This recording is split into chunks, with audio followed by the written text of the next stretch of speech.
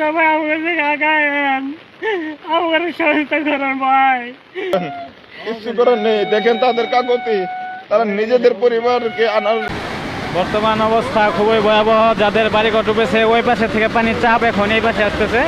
এই পাশে যত বাড়িঘর আছে, হাজারের উপরে বাড়িঘর, এগুলো সব পানির নিচে। সবার কাছে দোয়া দরখাস্ত, এদিকে বাড়িঘর যাতে আল্লাহ তাআলা সবাই হেফাজত করে। আমাদের মাদ্রাসাটা এক সাইডে ওয়াল ভেঙে গেছে, এখন এখান থেকে দেখানো যাচ্ছে না। দক্ষিণ সাইডে ওয়াল পুরাটাই নেমে গিয়েছে। আর এদিকে 3 সেট কিতাবখানা ছিল, এটা পুরাটাই পানির নিচে। এই বাড়িঘরগুলো পুরাই পানির নিচে পড়তেছে। ওইদিকে চাপ এখন এইদিকে আসতেছে।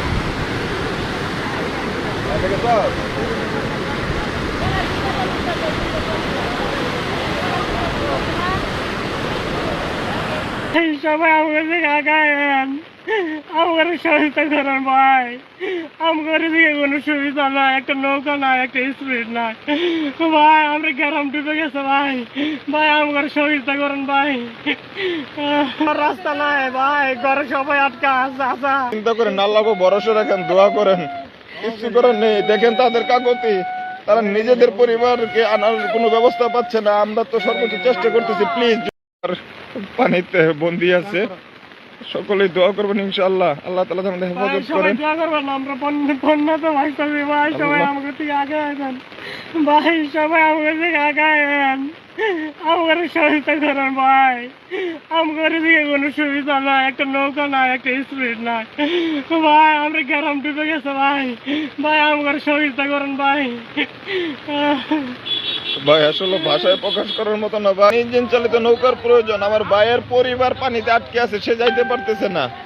তাহলে কি একটা খারাপ অবস্থা আছে, আপনি চিন্তা করতেছেন। রাস্তাঘাট সব ভাঙিয়ে গেছে।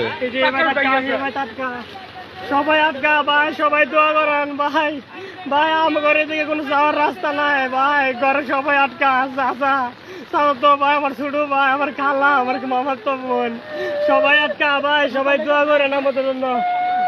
মা চিন্তা করেন, আল্লাহকে ভরসা রাখেন, দোয়া করেন। কিছু করার নেই, দেখেন তাদের কাগতি, তারা নিজেদের পরিবারকে আনার কোনো ব্যবস্থা পাচ্ছে না। আমরা তো সর্বোচ্চ চেষ্টা করতেছি। প্লিজ, যদি কেউ পারেন আমাদেরকে ইঞ্জিন চালিত নৌকা দিয়ে সহযোগিতা করুন প্লিজ ভাই। আমরা এখানে কান্না ছাড়া কোনো কিছু উপহার